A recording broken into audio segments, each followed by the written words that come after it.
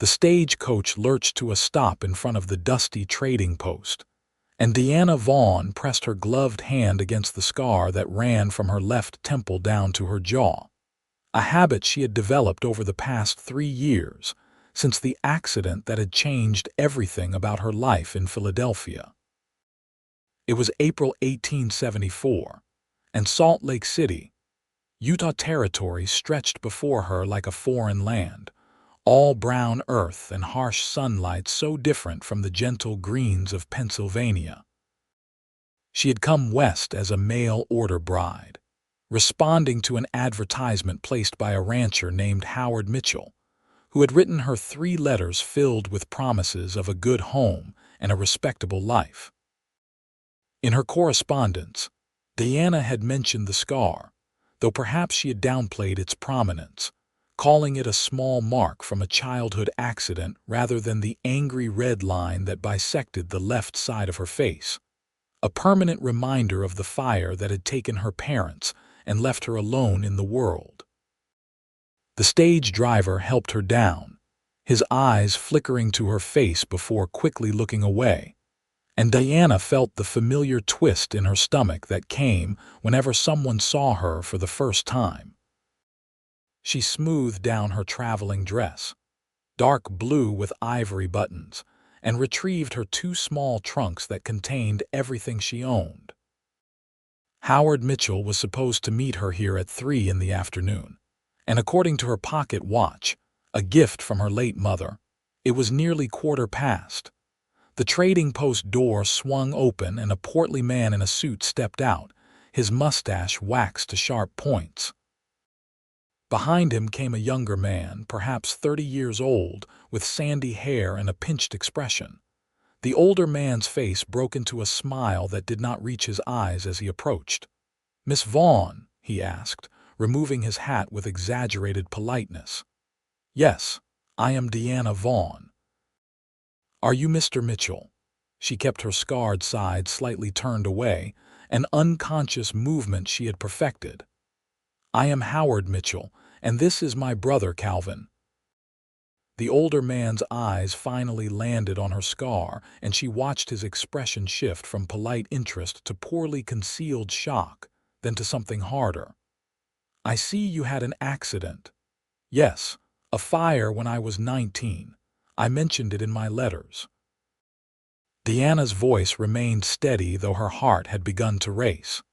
She had seen that look before, in Philadelphia, when potential suitors had called on her aunt's home only to make quick excuses and never return. Howard Mitchell exchanged a glance with his brother, and Calvin shook his head almost imperceptibly. The older man cleared his throat.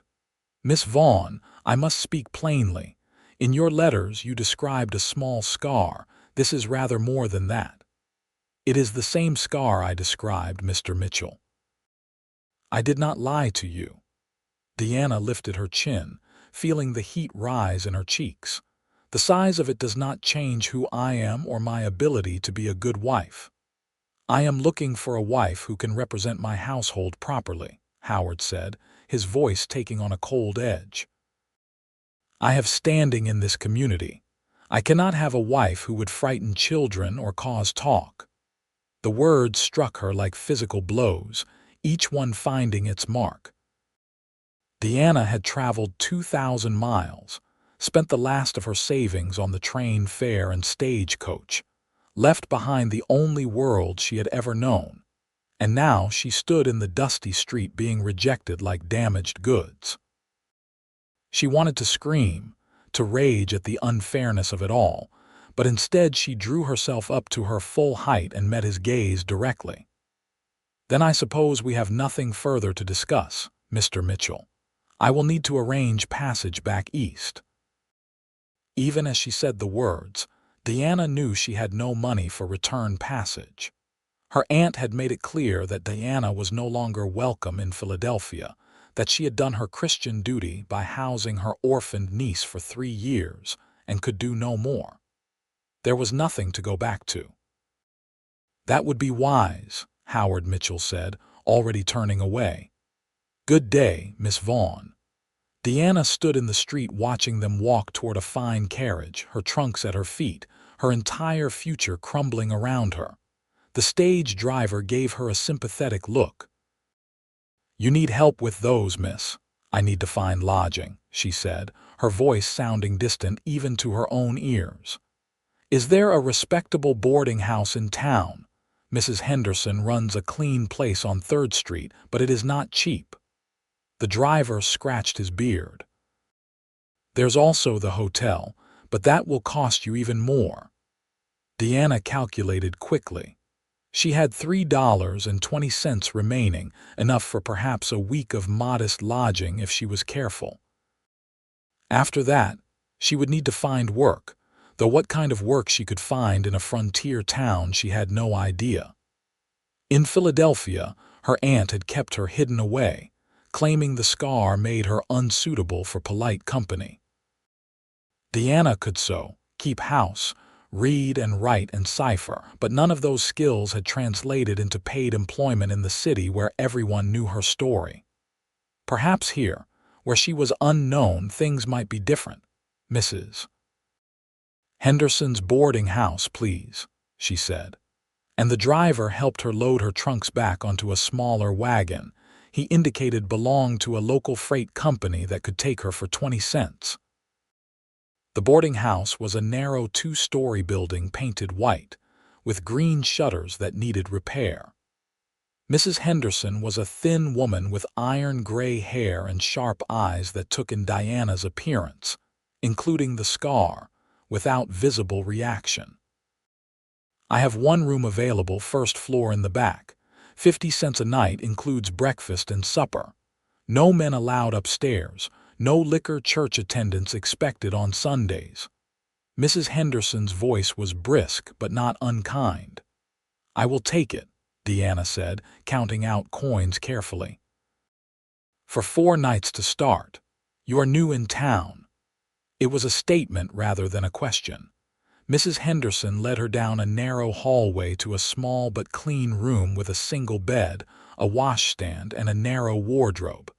"What brings you to Salt Lake City?" Deanna hesitated, then decided the truth would come out anyway. "I came to marry Howard Mitchell. He changed his mind when he saw my scar." Mrs. Henderson's lips thinned into a hard line.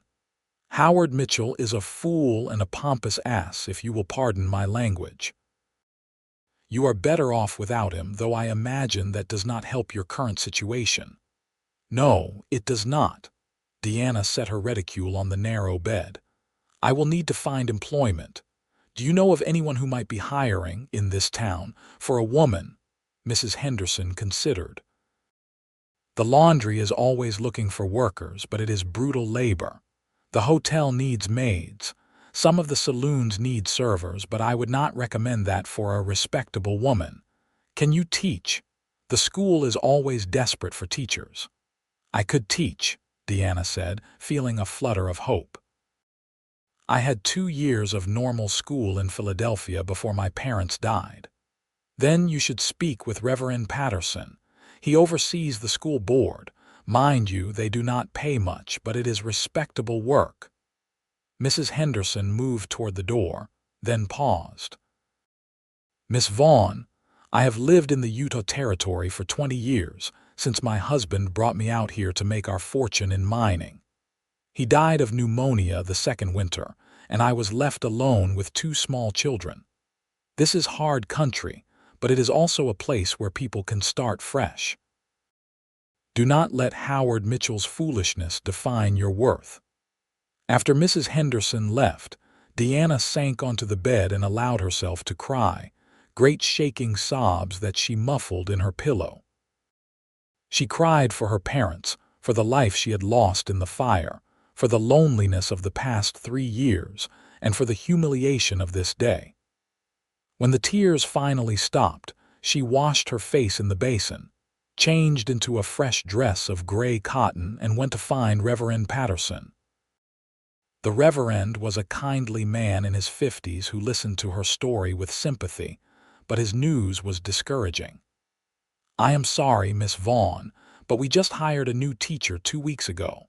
Miss Sarah Compton from Denver. If you had arrived earlier, the position would have been yours."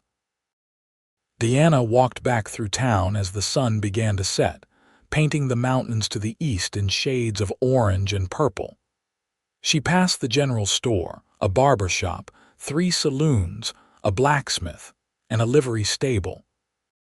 Salt Lake City was growing, transforming from a frontier settlement into a proper town, but it still had the rough edges of the West. Cowboys and miners mixed with Mormon settlers and merchants, creating a diverse but occasionally tense population. She was so lost in thought that she nearly collided with a man leading a horse down the sidewalk. "Pardon me, madam," he said, reaching out to steady her, and Deanna looked up into the bluest eyes she had ever seen. He was tall, well over 6 feet, with dark brown hair that curled slightly at his collar and a strong jaw shadowed with stubble. He wore working clothes, denim pants and a chambray shirt, with a leather vest and a hat pushed back on his head. His hands, she noticed, were large and calloused, the hands of a man who worked hard for his living. He was perhaps 26 or 27, with the weathered look of someone who spent his days outdoors. "My fault entirely," Deanna said, stepping back and automatically turning her scarred side away from him. "I was not watching where I was going. No harm done," he smiled, a slow, warm expression that crinkled the corners of his eyes, and then his gaze fell on her face. Deanna braced herself for the inevitable reaction, the widening of eyes, the quick look away, the sudden need to be elsewhere. But this man did not look away. Instead, his expression grew thoughtful, and he tilted his head slightly as if considering something. "That is quite a scar," he said, and Deanna felt her cheeks burn. "What happened, if you do not mind my asking?" "A fire," she said shortly, beginning to move past him. "Wait." His voice stopped her, something in the tone making her pause despite herself. "I did not mean to offend you. It is just that I have never seen one quite like that. The way it catches the light, it is almost like a lightning bolt or a river on a map."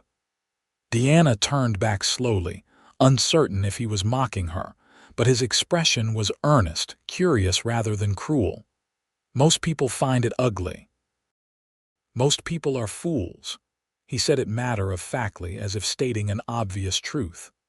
"I am Logan Reeves. I work at the Double R Ranch west of town.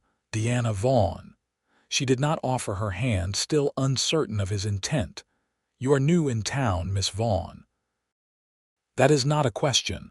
I know everyone here, and I have never seen you before." Logan patted his horse's neck absently. "Are you visiting someone?" "I came to marry Howard Mitchell." Deanna was not sure why she was being honest with this stranger, but something about his direct manner invited honesty in return.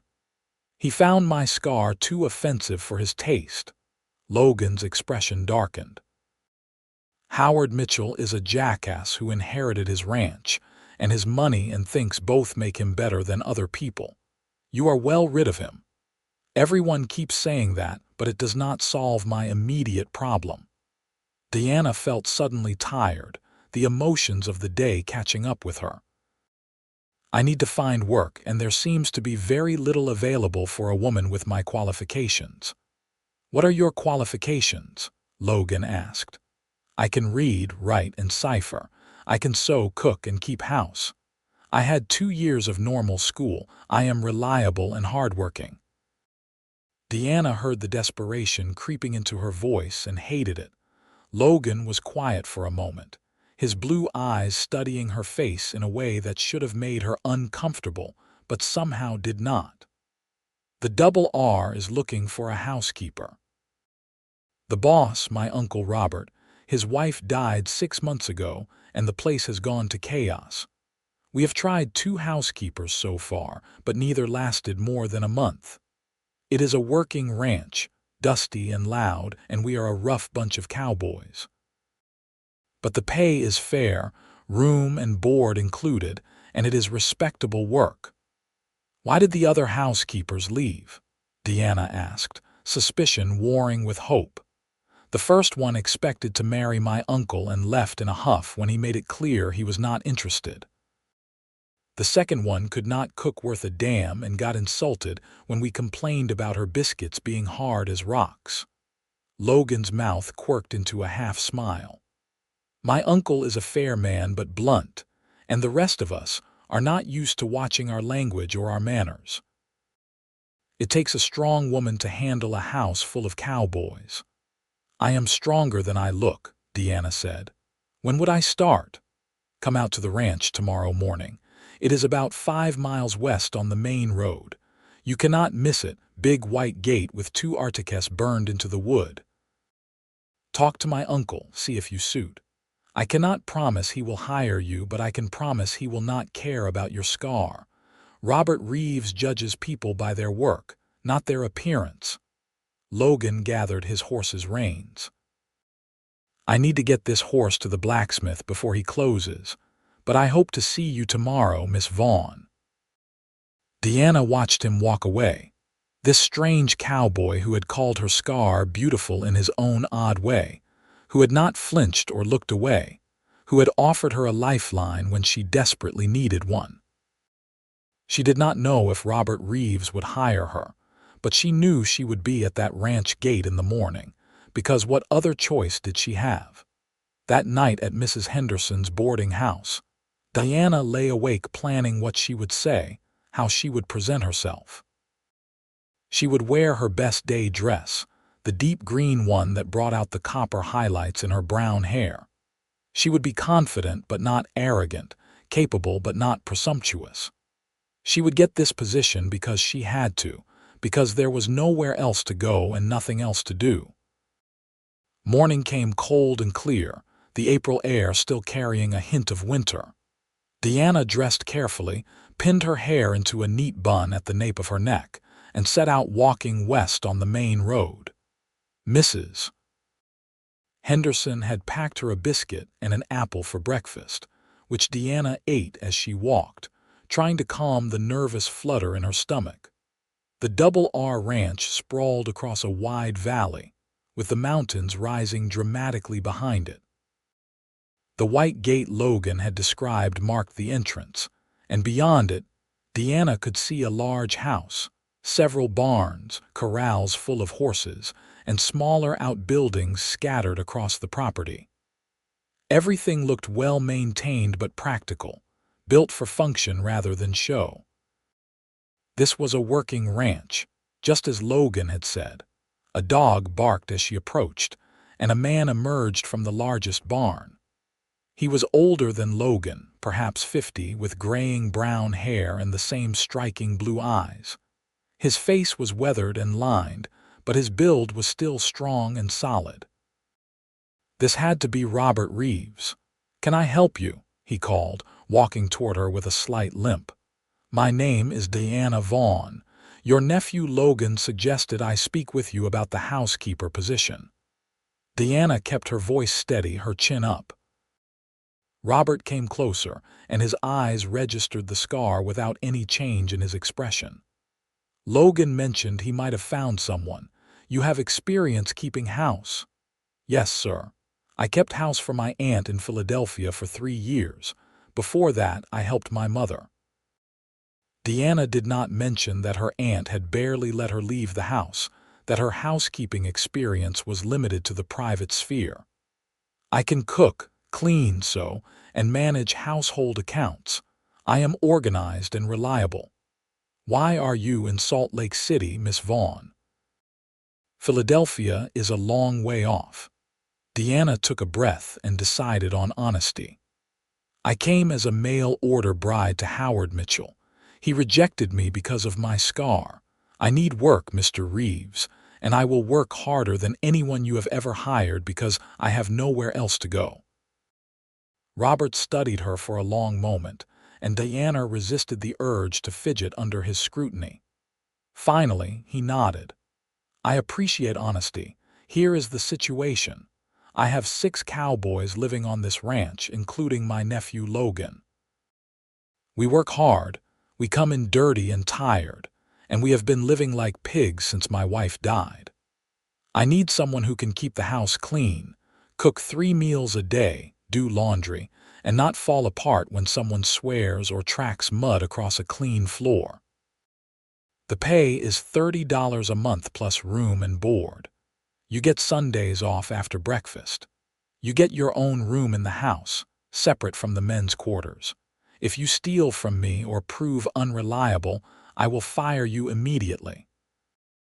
If you do your work well, you will have a job here as long as you want it. Interested? Yes, sir. Very interested. Deanna felt relief flood through her. Then come see the house. Robert led her across the yard to the large house Deanna had seen from the gate.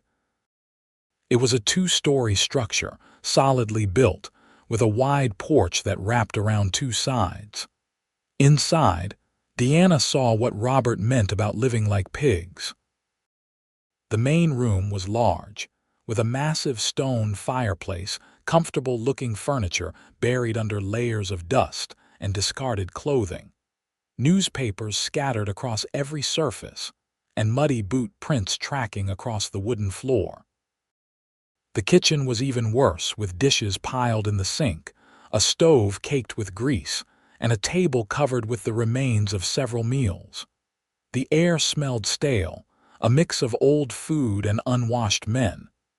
"It is bad, I know," Robert said, sounding embarrassed for the first time. "We have been managing our own cooking and cleaning, and none of us are worth a damn at either. It is nothing that soap, water, and hard work cannot fix," Deanna said, already mentally cataloging what needed to be done. "When would you like me to start?" "Today, if you are willing. I will have Logan ride into town and fetch your belongings from wherever you are staying." Robert named Mrs. Henderson's boarding house when Deanna mentioned it. "We will eat dinner at noon, supper at 6. Breakfast is at sunrise, but we can fend for ourselves if you need time to settle in." "I will cook breakfast," Deanna said firmly. "If I am to be your housekeeper, I should start as I mean to continue." Robert's weathered face broke into a smile, the first real smile Deanna had seen from him. "You will do, Miss Vaughn. I think you will do just fine." Deanna spent that first morning assessing the damage and beginning the monumental task of restoring order to chaos.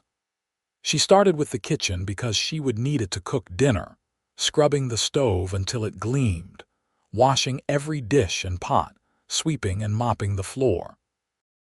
By the time Logan arrived with her trunks, she had the kitchen clean and bread dough rising in a bowl. "You work fast," Logan said, setting her trunks down in the hallway. "The kitchen has not looked this good in months." "It will look better when I finish," Deanna promised.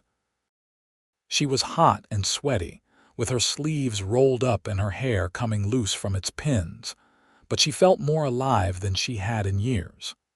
This was real work, work that mattered, and no one was hiding her away or treating her like she was too damaged to be useful. Logan leaned against the doorframe, watching her knead a second batch of dough. "I am glad my uncle hired you. So am I."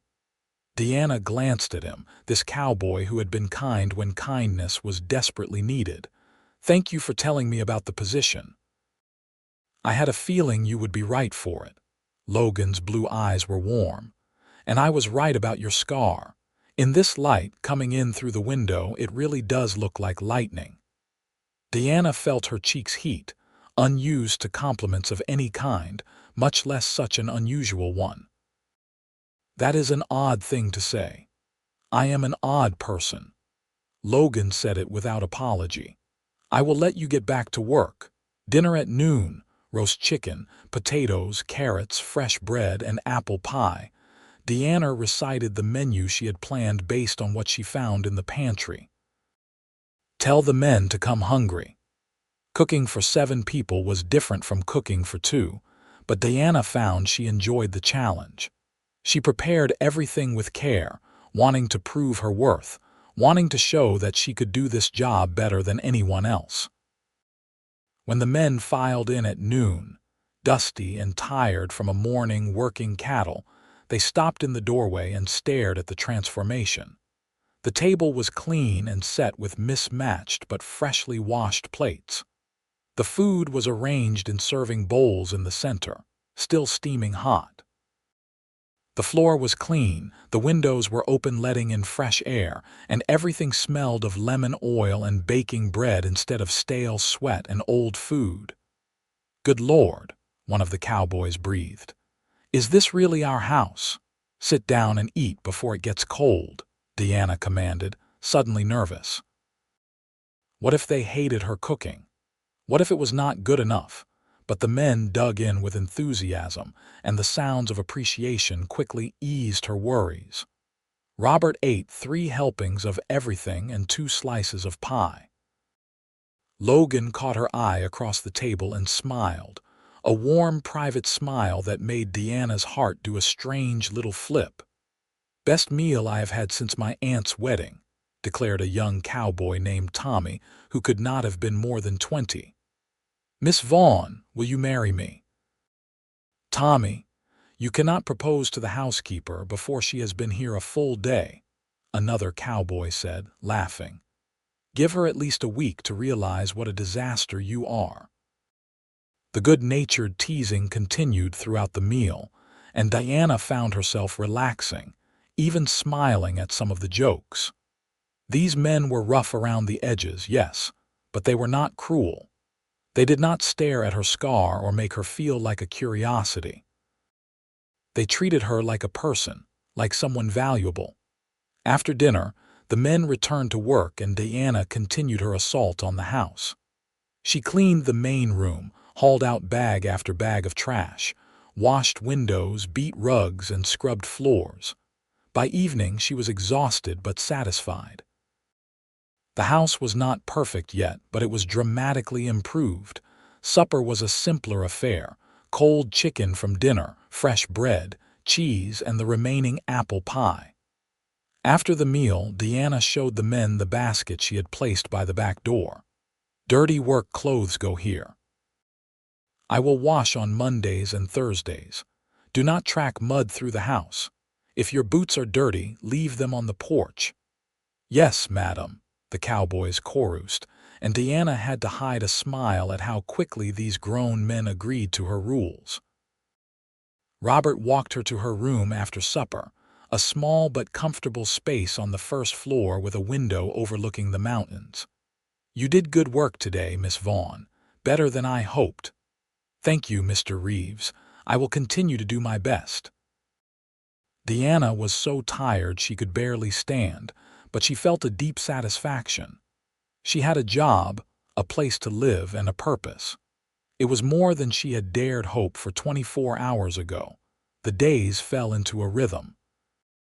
Deanna woke before dawn to start breakfast, spent her mornings cleaning and doing laundry, cooked dinner at noon, spent her afternoons mending clothes or baking or tackling bigger projects, and cooked supper in the evening. It was hard work, harder than anything she had done in Philadelphia, but it was also deeply satisfying. She was good at this, and the men's appreciation was genuine and vocal. Logan, she noticed, found reasons to be near the house more than the other cowboys. He would offer to carry heavy buckets of water, chop extra firewood, fix a sticky window or a door that did not close properly. At first, Deanna thought he was just being helpful, but gradually she realized he was seeking out her company, creating opportunities for conversation. "You do not have to invent chores just to talk to me," she said one afternoon about 2 weeks after she had started, catching him lingering in the kitchen after bringing in firewood. Logan had the grace to look sheepish. "Is it that obvious?" "Fairly obvious." Deanna was kneading bread dough, her hands working the mixture with practiced ease. "Why?" "Because I like talking to you." Logan pulled out a chair and sat backwards on it, his arms folded across the back. "You are interesting, Deanna. Can I call you Deanna, or should I stick with Miss Vaughn?" "Deanna is fine when we are alone. Miss Vaughn in front of the others for propriety." She shaped the dough into loaves and set them in pans to rise.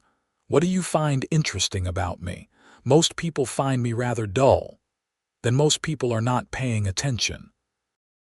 Logan watched her work with those intense blue eyes. You came west alone to marry a stranger, which takes courage. When that fell through, you did not fall apart or run home crying. You found work and threw yourself into it. You are smart, capable, and you do not complain even though I know this job is exhausting. How could I not find that interesting?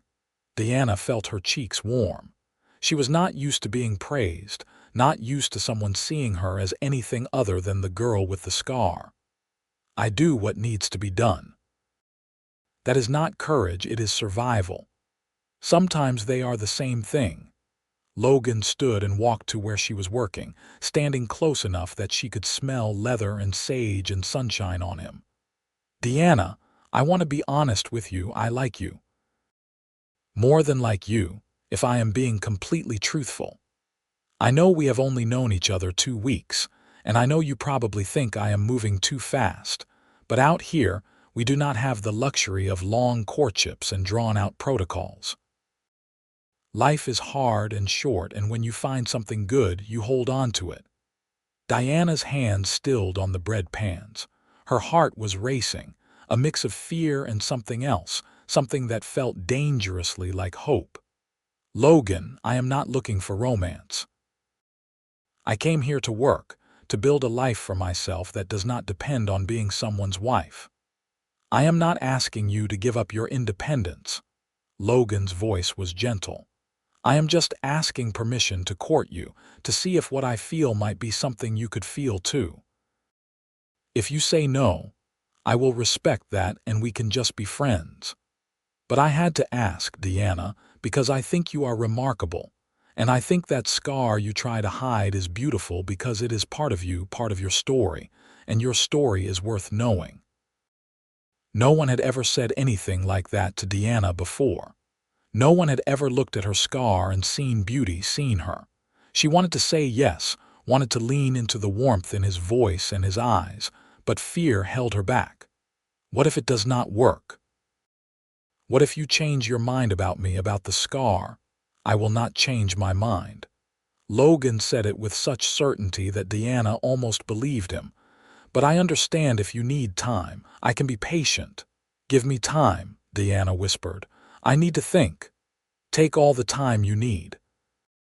Logan smiled, that slow, warm smile that made her heart skip, and then he left her alone with her thoughts and her rising bread.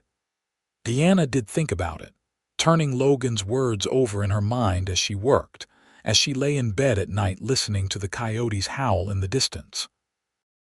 She had not come west looking for love. After the rejection from Howard Mitchell, she had convinced herself that love was not meant for her, that she would build a life alone and be content with that. But Logan made her want things she thought she had given up on.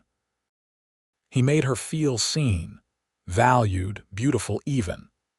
The other cowboys noticed Logan's attention and teased him mercilessly, but they also became more protective of Deanna, as if she was already part of their family.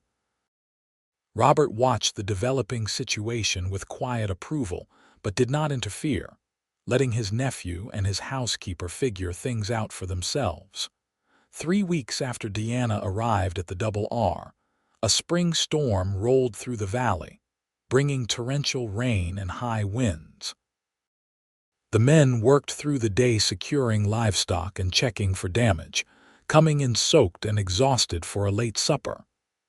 Deanna had hot food ready, towels for them to dry off, and coffee strong enough to warm them from the inside out.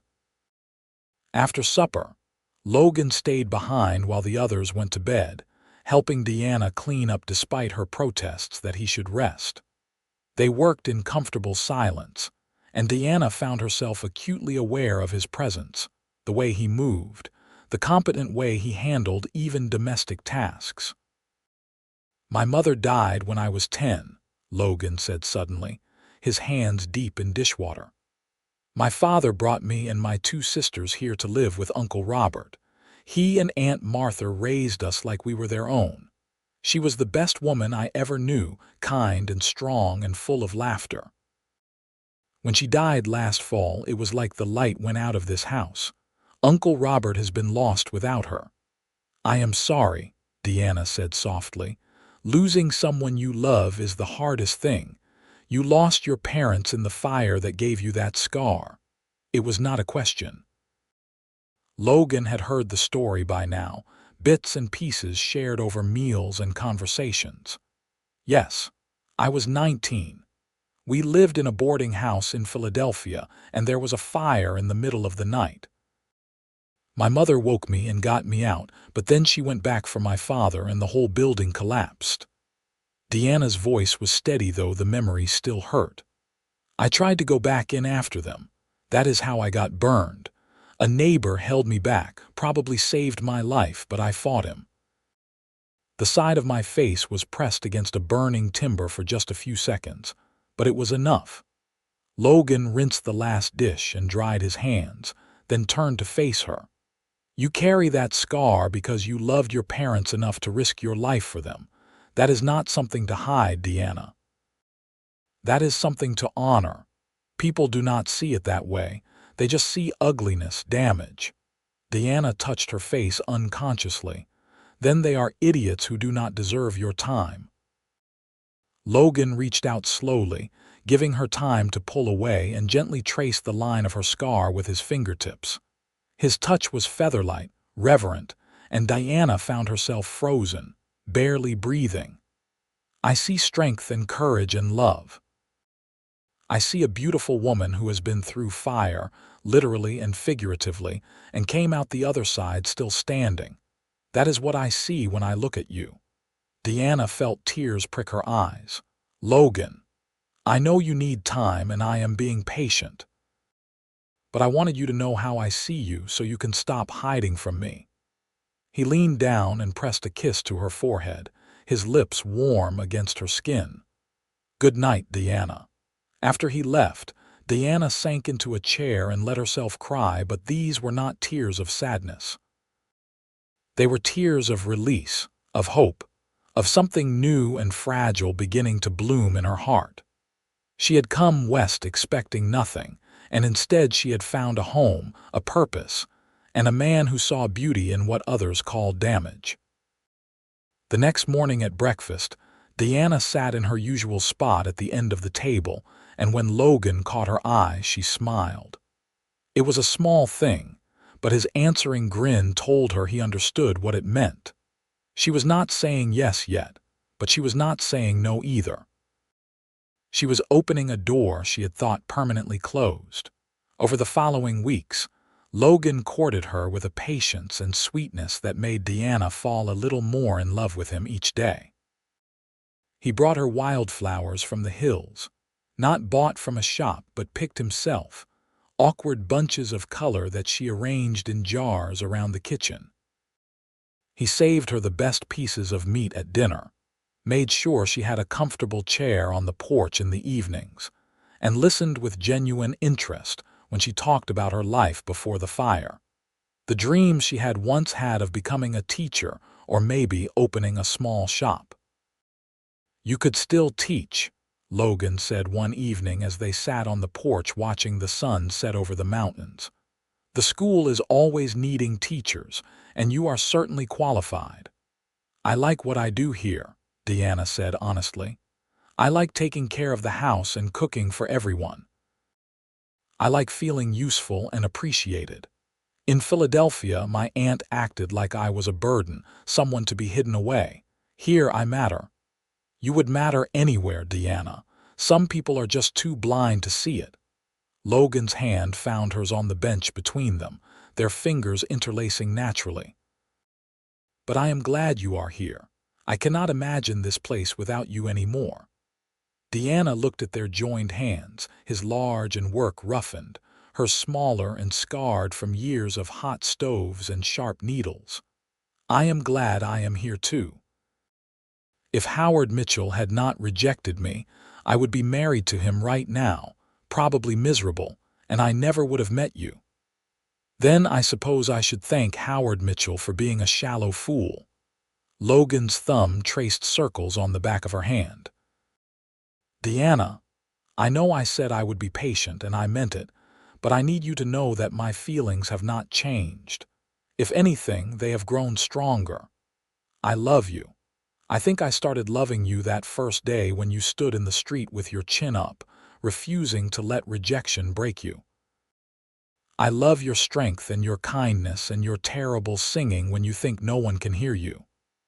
"I do not sing terribly," Deanna protested, but she was smiling, her heart so full it felt like it might burst. "You absolutely do, but I love it anyway." Logan turned to face her fully, his blue eyes serious. "I want to marry you, Deanna. I want to wake up every morning knowing you are beside me. I want to build a life with you, have children with you, grow old with you. But only if that is what you want too. I will not pressure you, and I will not rush you. Just tell me if there is a chance, if what I feel could ever be something you might feel too." Diana thought about the past 2 months, about everything that had changed. She thought about how safe she felt here, how valued, how seen. She thought about Logan's steady presence, his kindness, the way he made her laugh, the way her day felt brighter when he was near. She thought about his hand in hers, about the kiss he had pressed to her forehead, about the way he looked at her like she was precious. "I am afraid," she admitted. "I am afraid that this is too good to be true, that I will wake up and it will all be gone, or that you will change your mind about me. I understand being afraid. Fear is normal when you have been hurt before." Logan lifted her hand to his lips and kissed her knuckles gently. "But Deanna, I promise you I will not change my mind. I promise you that I see you, all of you, and I love what I see. I know actions matter more than words, so I will prove it to you every day for as long as it takes." "You do not have to wait anymore," Deanna said, her voice shaking but sure. "I love you too, Logan. I think I have been falling in love with you since that first day when you called my scar beautiful. No one has ever made me feel the way you do, like I am enough just as I am. Yes, I will marry you. If you are sure, if this is really what you want, then yes." Logan let out a whoop of joy that brought Cowboys tumbling out of the bunkhouse to see what was happening. He swept Deanna up in his arms and spun her around, both of them laughing, and when he set her down he cupped her face in his hands, his thumbs gently tracing her cheekbones, one smooth and one marked by scar tissue. "Can I kiss you?" he asked, his voice rough with emotion. "Yes," Deanna breathed, and then his lips were on hers, gentle at first and then deeper as she responded, her arms wrapping around his neck, his around her waist. It was her first kiss, and it was perfect, sweet and passionate and full of promise. The Cowboys were cheering and hollering, and Robert stood on the porch with tears in his eyes, smiling at his nephew and the woman who had brought light back to their home. Deanna broke the kiss and buried her face in Logan's chest, embarrassed by the audience but too happy to really care. "I guess this means you are staying permanently," Tommy called out. "Does this mean you will keep making those apple pies? If you do not let us have some privacy, I will never make pie again," Deanna called back, and the Cowboys laughed but retreated, giving the newly engaged couple space. Logan held her close, his chin resting on top of her head. "I want to do this properly. I will buy you a ring in town and we can get married whenever you want, tomorrow if you want, or we can wait and plan something bigger." "I do not need anything big," Deanna said. "Just you and me and people we care about. Soon, though. I do not want to wait long." They were married 3 weeks later in the small church in Salt Lake City, with Robert giving Deanna away and half the town crowding into the pews to witness the ceremony. Deanna wore a dress of ivory silk that she had sewn herself, with lace at the collar and cuffs, and Logan wore a new suit that made him look unfamiliar until he smiled at her and became himself again. Reverend Patterson conducted the ceremony, and when it came time for the vows, Logan's voice was steady and strong. I, Logan Reeves, take you, Deanna Vaughn, to be my lawfully wedded wife. I promise to love you, honor you, and cherish you for all the days of my life. I promise to see you, truly see you, and to remind you every day how beautiful and valuable you are. I promise to build a life with you that is full of love, laughter, and purpose. Diana's voice shook but did not break. I, Deanna Vaughn, take you, Logan Reeves, to be my lawfully wedded husband. I promise to love you, honor you, and stand beside you through whatever life brings. I promise to build a home with you, to be your partner and your friend, to choose you every day for the rest of my life. When Reverend Patterson pronounced them husband and wife, Logan kissed her with such tenderness that Diana felt tears slip down her cheeks. The church erupted in applause and they walked down the aisle together, Mr. and Mrs. Reeves, into their new life. The celebration at the Double R lasted into the night, with a feast that Diana had prepared with help from several ranch wives, music provided by a cowboy with a fiddle and another with a guitar, and dancing under the stars. Diana danced with Logan, with Robert, with all the cowboys who had become her friends and family, and she felt happiness so complete it was almost overwhelming. Later, much later, Logan carried her over the threshold of the small house Robert had given them as a wedding gift, a 2-room cottage on the edge of the ranch property that the cowboys had spent 3 weeks fixing up and furnishing. It was simple but beautiful, with a big bed covered in a quilt sewn by the ranch wives, curtains at the windows, and a small kitchen that would be all theirs. "Welcome home, Mrs. Reeves," Logan said, setting her on her feet but keeping his arms around her. "Home," Deanna repeated, tasting the word. "I have not had a real home since I was 19. This is home. You are home." That night they became husband and wife in truth, and Logan was gentle and patient with Diana's inexperience, whispering words of love and encouragement, showing her with his body what he had already shown with his words, that she was beautiful, desirable, loved. Deanna had expected to be nervous, but with Logan there was only trust and growing passion, a rightness that felt like it had been waiting for them all along. In the morning, she woke wrapped in her husband's arms, sunlight streaming through the windows, and felt a peace she had not known since before the fire. Logan was still asleep, his face relaxed and young looking in repose, and Deanna studied him, memorizing the line of his jaw, the curve of his mouth, the way his dark lashes rested against his cheeks. As if sensing her regard, Logan's eyes opened, and he smiled that slow, warm smile she loved. "Good morning, wife. Good morning, husband." Deanna traced his features with her fingertips, still hardly believing this was real, that this man was hers. "Any regrets?" Logan asked, pulling her closer. "None, you, not a single one." He kissed her forehead, her nose, her lips. "I love you, Deanna Reeves." "I love you, Logan Reeves." They eventually got up and started their day, but everything felt different now, marked with the joy of being together, of belonging to each other. Deanna continued working as the housekeeper at the main ranch house during the days, but now she came home at night to her own house and her own husband, and the difference was profound. Life settled into a new rhythm, one marked by hard work and deep contentment. The seasons turned, summer blazing hot across the valley, autumn painting the mountains in gold and red, winter bringing snow that blanketed everything in pristine white. Through it all, Deanna and Logan built their life together, learning each other's habits and preferences, navigating the small conflicts that arise in any marriage, growing deeper in love with each passing day. In the spring of 1875, Deanna realized she was pregnant. She told Logan one evening after supper, nervous despite knowing he would be happy. His reaction did not disappoint. He let out a whoop of joy, picked her up and spun her around just as he had when she agreed to marry him, and then set her down carefully as if she were made of glass. "Are you sure? When? How are you feeling? Do you need to sit down? Should you still be working?" The questions tumbled out, and Deanna laughed at his sudden transformation into a worried, expectant father. "I am sure.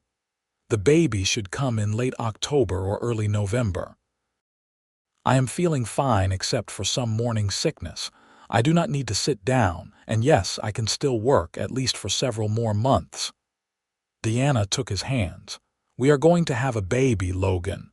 We are going to have a baby," he repeated, wonder in his voice. Then his face grew serious. "Deanna, I want you to stop working at the main house. I know you love it, but it is too much. All that lifting and carrying and being on your feet all day. We can afford for you to stay home. Uncle Robert will understand." Deanna had known this was coming and had already made peace with it. She loved her work at the ranch house, but she loved the life growing inside her more. "I will talk to Robert tomorrow. Maybe I can train someone to take my place." Robert was understanding, even insistent that Deanna focus on her health and the baby. He hired a widow from town named Mrs. Patterson, the Reverend's sister-in-law, who turned out to be a capable if less talented cook. The Cowboys complained about the change in meals, but were genuinely excited about the baby, already planning to teach the child to ride and rope. The pregnancy progressed smoothly, despite Deanna's initial worries. Logan was attentive to the point of being overprotective, constantly worried that she was doing too much or not eating enough or not resting enough. Deanna tolerated his hovering with good humor because she knew it came from love. On a cold November night, Deanna went into labor. Logan sent Tommy racing to town for the midwife while he stayed with Deanna, holding her hand, wiping her face with a cool cloth, murmuring encouragement. The labor was long and difficult, lasting through the night and into the next day, and there were moments when Deanna thought she could not go on. Moments when the pain was so intense she could not remember why she had thought having a baby was a good idea. But Logan never left her side, and when the midwife finally announced that the baby was coming, Deanna found a reserve of strength she did not know she had. With one final push, her child entered the world, screaming lustily. "It is a boy," the midwife announced, placing the baby on Deanna's chest. "A healthy baby boy." Deanna looked down at her son, red-faced and angry at being born, and felt love so fierce it took her breath away. Logan was crying, tears streaming down his face as he looked at his wife and child. "He is perfect," Logan whispered. "Deanna, he is perfect. You are perfect." "Thank you. Thank you for this gift." They named him Lucas James Reeves, Lucas after Logan's father and James after Deanna's. He had Logan's blue eyes and a surprising amount of dark hair. And from the beginning, he had a strong will and a loud voice that kept his parents up at night, but never made them regret him for an instant. The first years of Lucas's life were a blur of sleepless nights and endless diapers, of first smiles and first words and first steps.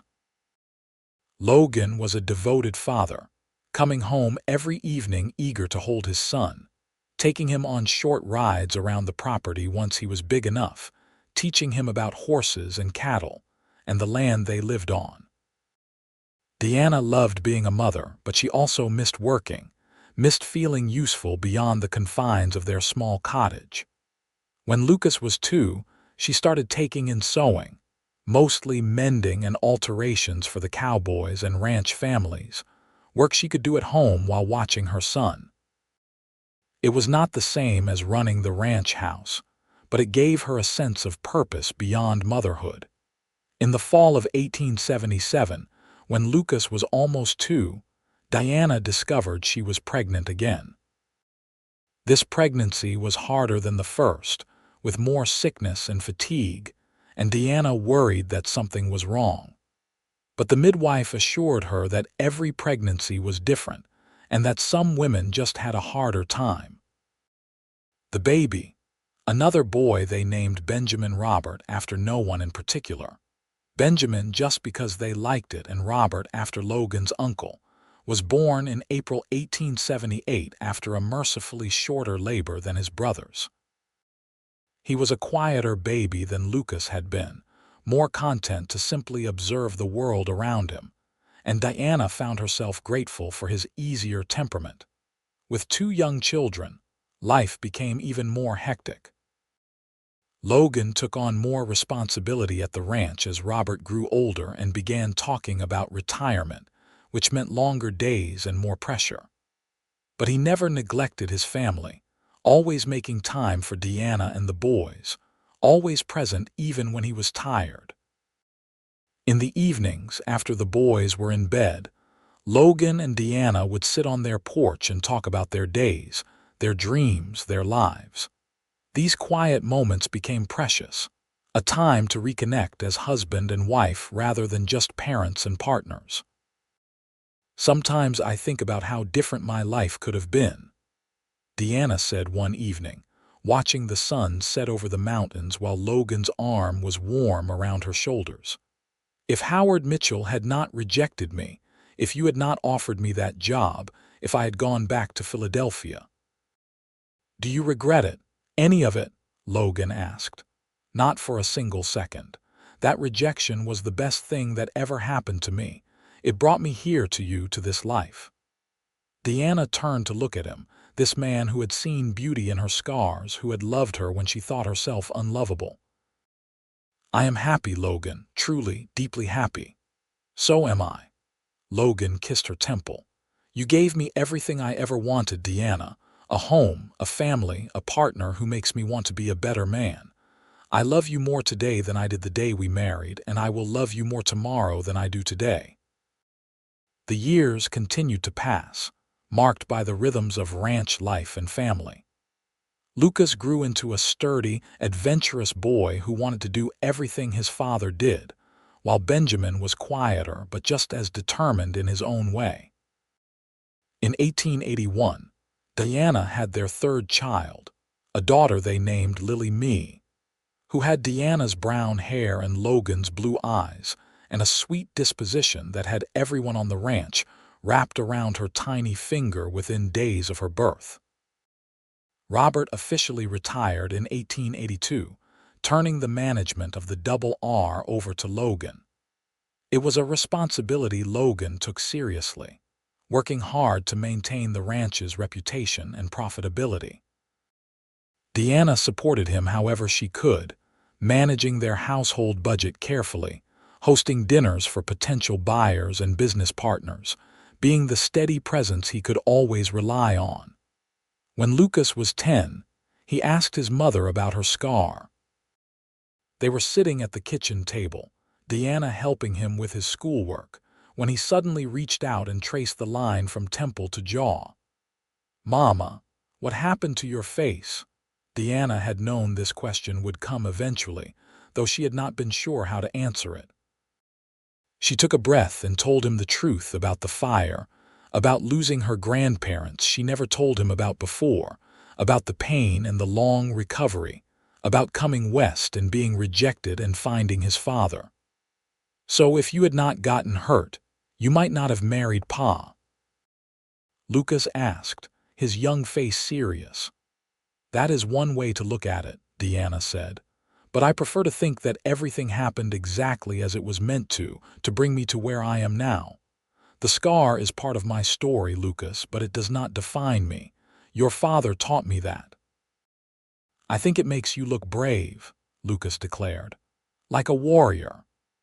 Diana hugged her son, grateful for his acceptance, for the way Logan had raised their children to see strength rather than damage. Benjamin and Lily never questioned the scar either, accepting it as simply part of their mother, and Diana realized that she had finally found the complete acceptance she had been seeking all her life.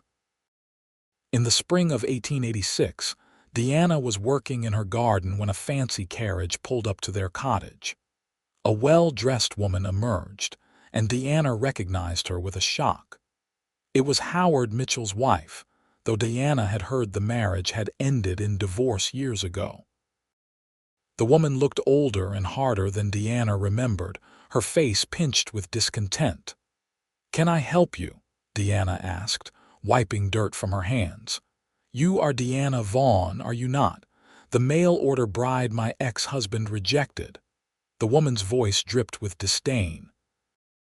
"I am Deanna Reeves now," Deanna said calmly. "Mrs. Logan Reeves. And yes, I was briefly engaged to Howard Mitchell before he decided I was not suitable. I came to tell you that you were lucky." The woman's composure cracked. "Howard is a cruel, selfish man who cares only about appearances and money. He made my life miserable for 8 years before I finally left him. You think you were rejected because of your scar, but he would have found some other reason to make you feel worthless. He does it to everyone close to him." Deanna felt a rush of pity for this bitter woman. "I am sorry you suffered, but I do not think about Howard Mitchell anymore. That rejection brought me to the life I was meant to have. I am happy, Mrs. Mitchell, happier than I ever could have been with your ex-husband." The woman looked around at the cottage, the garden, the ranch beyond. "You really mean that, do not you?" "I do. I have a husband who loves me, 3 beautiful children, work that matters, and a community that values me. Howard Mitchell's rejection was the best gift anyone ever gave me because it led me here." Deanna spoke with complete sincerity. The woman left without another word, but Deanna stood in her garden for a long moment, reflecting on how far she had come from that scared, rejected girl standing in the street 12 years ago. She had built a good life, a full life, and that scar that had once seemed like a curse had become part of her story, part of what made her strong. That evening she told Logan about the visit. He listened quietly, then pulled her into his arms. "You know what I love about you? Your ability to see the good in everything, to find the blessing in what others might call a curse. That strength, that perspective, it is one of the things I fell in love with." "You fell in love with me because I was stubborn and refused to give up," Deanna corrected, smiling against his chest. "That too." Logan tilted her face up to his. "But mostly I fell in love with you because you are you, Deanna. Scars and all, strength and all, everything that makes you who you are. I would not change a single thing about you." The years continued their steady march. Lucas grew into a fine young man who loved ranching as much as his father, taking on more responsibility as he got older.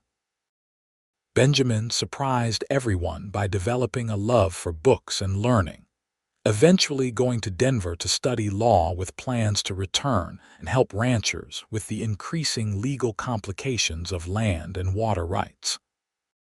Lily grew into a sweet, capable young woman who could ride as well as any cowboy and cook as well as her mother. In 1890, Lucas married a rancher's daughter named Sarah, and they built a house on the Double R property. In 1892, Deanna became a grandmother when Sarah gave birth to a daughter named Amelia. Holding her granddaughter, Deanna felt the circle of life complete itself, from that scared girl arriving in Salt Lake City to this moment, surrounded by family and love. Robert passed away peacefully in his sleep in 1893 at the age of 75. His death marked the end of an era, but his legacy lived on in the ranch he had built and the family he had nurtured. Deanna grieved for the man who had given her a chance when she desperately needed one, who had never made her feel less than because of her appearance. The ranch prospered under Logan's management, growing and adapting to the changing times. Benjamin returned from Denver in 1895 with his law degree and his wife Cora, and they settled in Salt Lake City, where he established a practice serving ranchers and farmers. Lily married a neighboring rancher's son in 1896, and she and her husband, Thomas, built their own small ranch with help from Logan and the Double R Cowboys. On a warm evening in June 1899, Deanna and Logan sat on their porch watching the sunset, a ritual they had maintained for 24 years of marriage. Deanna was 50 now, with silver threads in her brown hair and lines at the corners of her eyes. Logan was 51, his dark hair fully gray, but he was still strong and vital, still the man who had called her scar beautiful all those years ago. "You ever regret it?" Deanna asked. "Marrying me instead of someone without baggage?" Logan turned to her with exasperation and affection. Deanna Reeves, after 24 years of marriage, 3 children and 5 grandchildren, you are still asking me that question. "Sometimes I need to hear the answer," Deanna admitted. Logan took her face in his hands, his thumbs tracing the familiar path of her scar. "I have never regretted you for a single instant.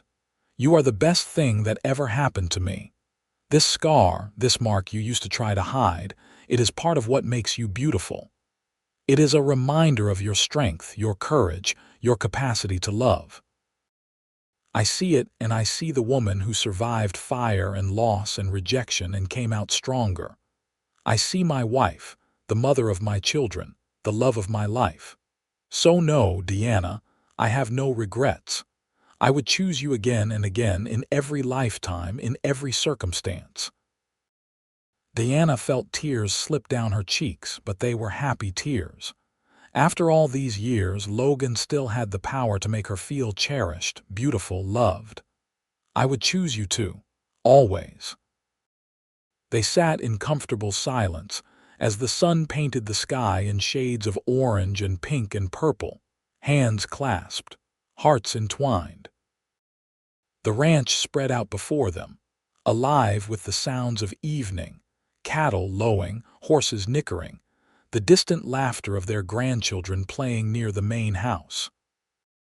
Deanna thought about that frightened young woman who had stepped off the stagecoach 25 years ago, rejected and alone, with nothing but 2 trunks and $3 to her name. She thought about the cowboy who had seen past her scar to the woman beneath, who had offered her work and then friendship and then love.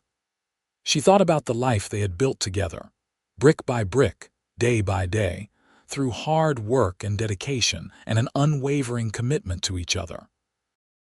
"What are you thinking about?" Logan asked, sensing the turn of her thoughts. "I am thinking that I am grateful," Deanna said simply. "Grateful for rejection, grateful for scars, grateful for second chances, grateful for you." "I am the grateful one," Logan countered. "You gave me everything, Deanna. Everything that matters." As darkness fell over the Double R Ranch, Deanna and Logan went inside their cottage, to the home they had made together, to the life they had built from nothing. Tomorrow would bring new challenges, new joys, new moments to navigate together. But tonight they had each other, and that was enough. It had always been enough.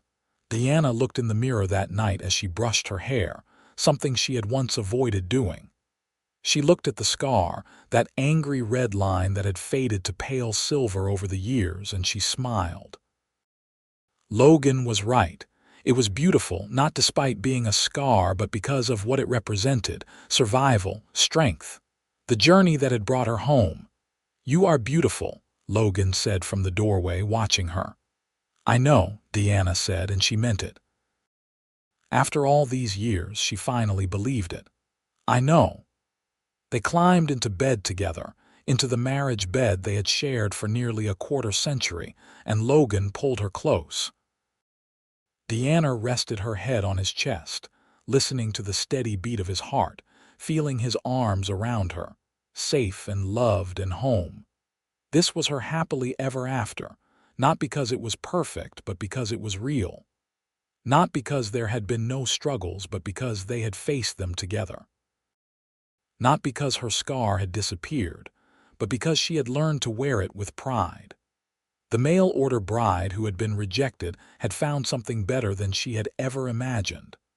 love that saw beyond scars to the soul beneath, a partnership built on respect and trust and genuine affection.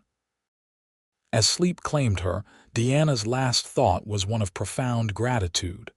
Howard Mitchell's rejection had seemed like the end of everything, but it had actually been the beginning of her real life, her true happiness, her forever home.